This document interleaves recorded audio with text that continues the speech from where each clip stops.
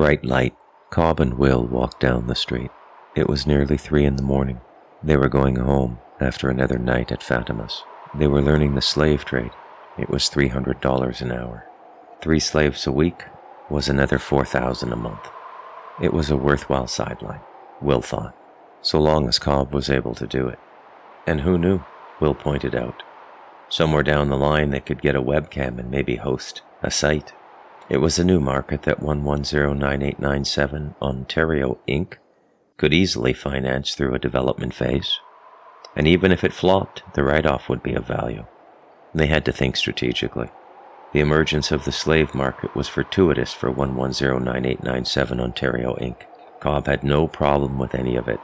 He wore a mask the whole time. A lot of the slaves liked to come by in the wee hours of the night. It was none of Cobb and Will's concern. So long as they had the money, any time was fine. Will had noticed that Cobb rarely slept. He got up every day and went to work.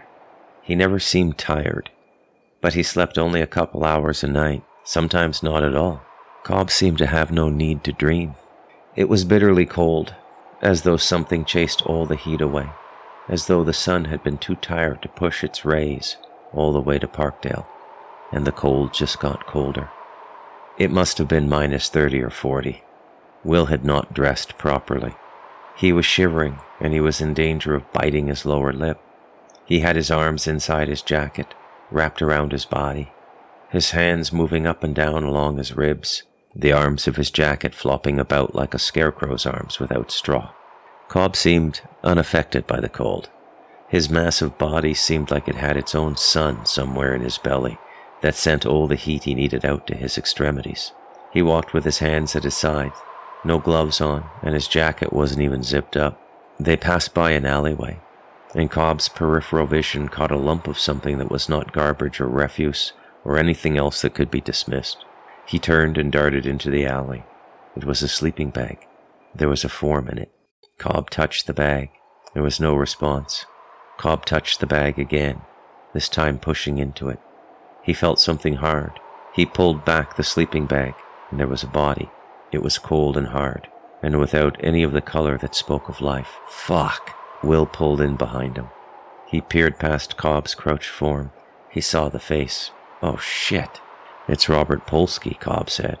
Oh shit! Will said. I haven't seen him since he knocked out that prospect. He just disappeared. Will started to shiver uncontrollably, as though all of his warmth had been grabbed by Robert Polsky's invisible hand as he was being pulled away to some other place. Cobb said he was a good man. He liked to talk about profits, Will said. Poor bastard. What do we do? Call the police? No police, Cobb said. What is he doing out here? He didn't like sleeping indoors. Let's get out of here, Will said. No. Cobb picked up Robert with one arm and tucked him in at his side. He walked out of the alley as though the weight were not even on him, carrying the frozen man like a lunchbox tucked under his arm. What are you going to do? Will asked. Follow me. Cobb walked and walked. He was actually quicker with Polsky under his arm than he had been without the added weight. The sleeping bag fell off Robert's head a couple of times, and Will saw the frozen eyes closed, and the hair knotted and dirty and frozen into clumps. Cobb walked them back to Mrs. Duncan's rooming house. He gently placed the body beside the house, out of sight, and told Will to go in quietly and put on some warmer clothes. Will unlocked the door, crept up the stairs, and put 2 sweaters on, an extra pair of socks, and grabbed a wool hat and a pair of leather gloves. He crept back down the stairs, out the door, and gently closed it behind him. Cobb got up off the front step where he had been sitting and waiting for Will. He went and picked the man up again and started to walk south towards the lake. They covered much the same path that Will used to take every morning in the summer when he walked to the lake for solitude and reflection, except instead of going to the lake, instead of crossing the pedestrian path over the expressway, Cobb went east toward the downtown. There was a vast expanse of undeveloped land that Will had never seen before. There were small huts built of scrap wood and other makeshift lodgings.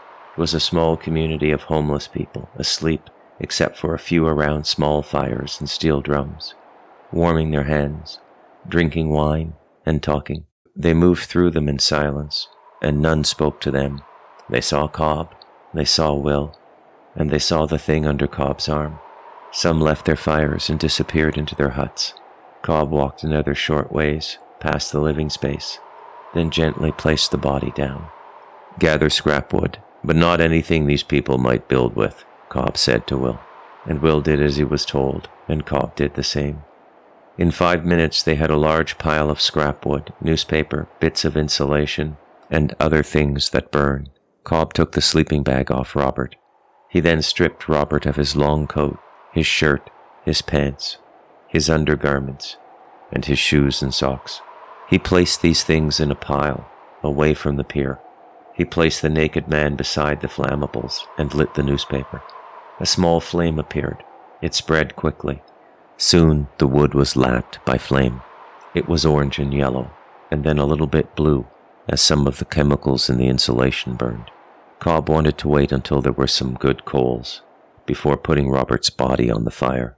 Will stood to the side, in near disbelief, wanting to believe Cobb wasn't really going to burn Robert, and then thinking, what's wrong with burning Robert? That's what the city would do. That or bury him in some pauper graveyard. At least this way 2 people who knew him would be beside him when he went through his final transformation. From a distance they saw a bright light. Because it came from nowhere, and there were no roads, it was a curious thing to both of them. It was also a single light, and therefore not a car. As it got closer, Will became aware of just how bright the light was. Its first appearance must have been from several kilometers away.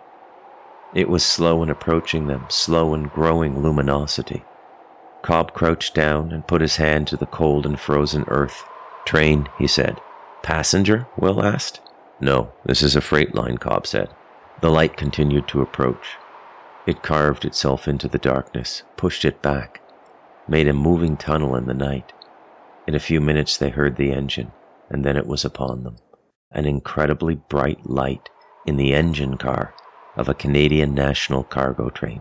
The bright light was actually 2 lights, one atop the other, in the center of the engine car.